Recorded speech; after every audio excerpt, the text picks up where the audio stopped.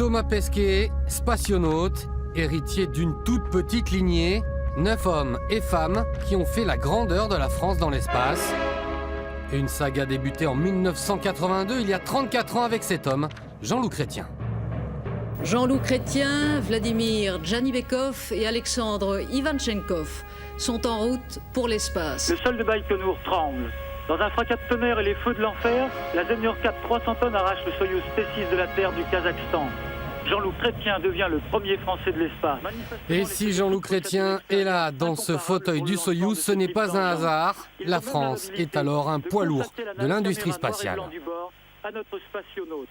Entre à Toulouse la création du CNES, du Centre spatial de Toulouse en 68 et puis finalement le vol de Jean-Loup Chrétien en 82, la France est devenue un acteur majeur. Elle a permis de contribuer à la création de nombreux satellites très spécialisés dans l'observation de la Terre, dans les télécoms, etc. Elle a permis de lancer le premier homme dans l'espace avec le premier homme européen de l'Ouest dans l'espace avec Jean-Loup. Elle a permis d'être sur tous les secteurs du spatial. Elle est majeure. Un statut qui va permettre à notre pays d'enchaîner les vols habités, soit avec les Russes, soit avec les navettes américaines.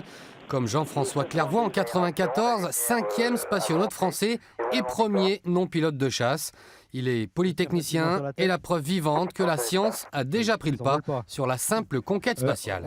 Vous êtes dans le journal de 13h, c'est bientôt l'heure de déjeuner. Vous mangez quoi ? Dans la foulée, la France envoie sa première femme rejoindre les étoiles, ou plutôt la station Mir en 1996. Claudie Aigneret, médecin, reste aujourd'hui encore la seule Française de l'espace. Son compagnon Jean-Pierre Aigneret, ici dans son scaphandre, est lui le tricolore ayant passé le plus de temps en apesanteur.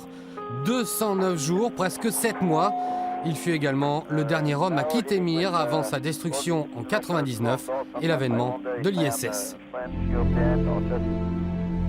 Une station spatiale internationale où seuls 3 de nos spationautes ont séjourné depuis sa création, c'est peu.